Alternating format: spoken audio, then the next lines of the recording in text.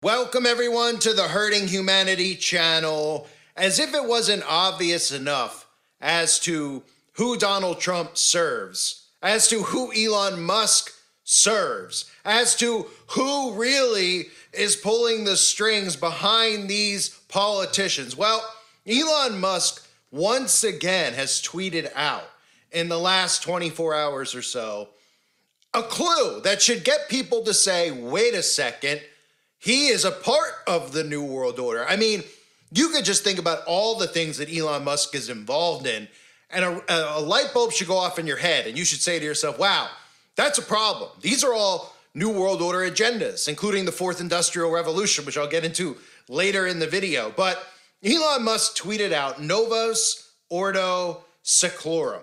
And if you're not familiar, that's on the back of the dollar bill, you know, right underneath that pyramid with the all-seeing eye capstone on top. You know, the symbol of the Illuminati of the New World Order.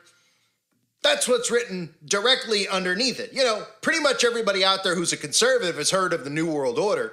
Everybody out there who's a conservative thinks that they're well aware to all the quote-unquote conspiracies going on, but they're not getting sucked into the actual conspiracy. It's amazing the dual reality that we're living in, right?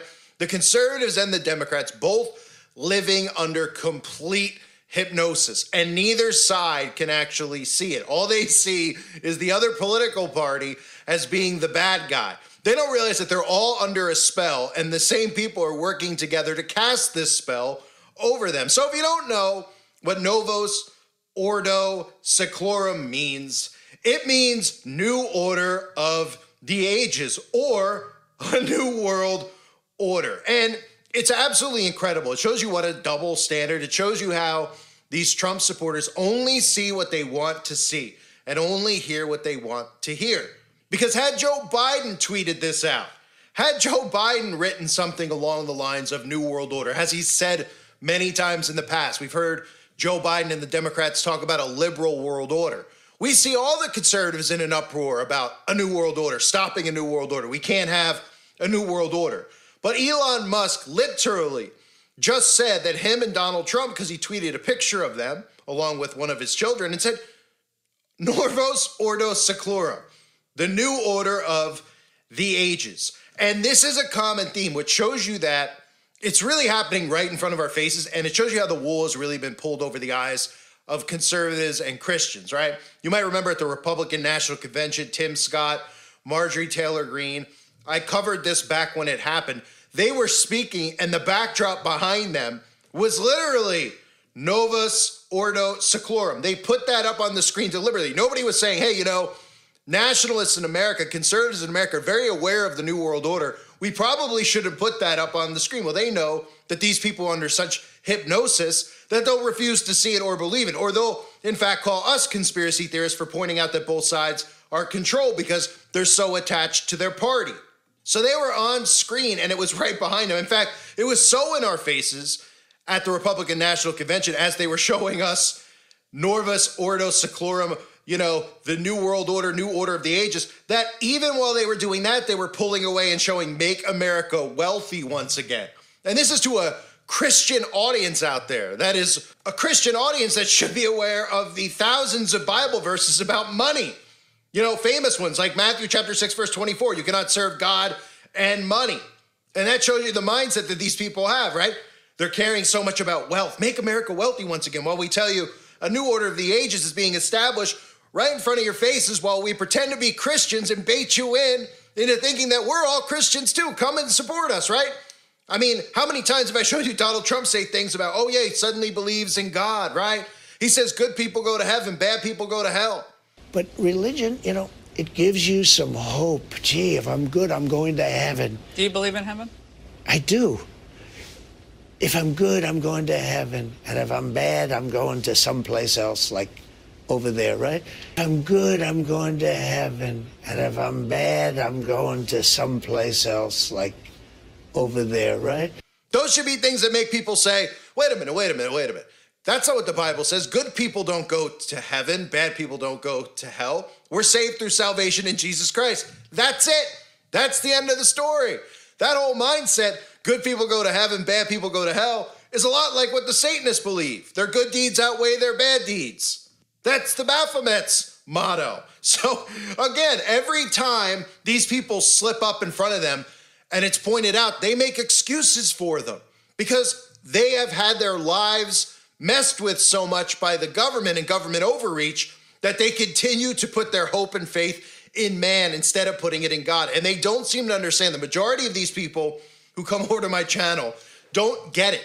And what they don't get is that by me speaking against Trump, it doesn't mean that I support other Republicans, doesn't mean I support Kamala Harris. They don't understand that the problem with the lesser of two evils theory is that that prevents actual revolution and actual change. If you're following and believing in somebody who's working for both sides, who's working for the globalists, then you're falling right into line and you're being brainwashed and eventually led off of a cliff, which is what Trump and Musk and all these characters are doing. Again, I can't emphasize enough.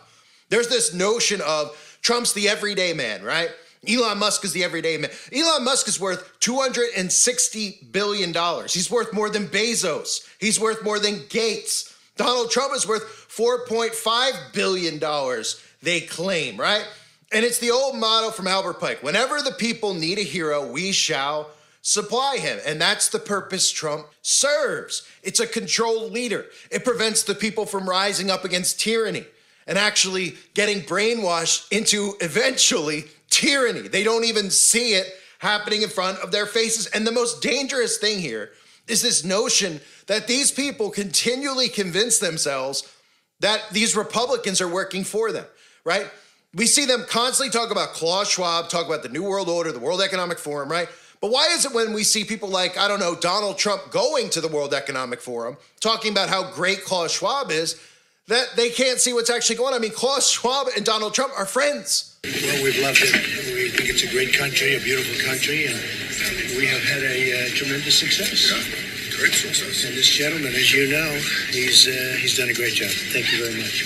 Thank you. See, they see stuff like that and they make excuses because they don't want to believe. Again, it's like a person who's in a very bad relationship and you see them from the outside and you say, how are they still with that person? Everybody knows somebody, whether it's yourself or somebody else that you know that's been in a relationship, and you look and you're like, oh man. Or if you were in one, once you got out, you said, I can't believe I didn't get out earlier. I can't believe I didn't see the signs. That's what this is.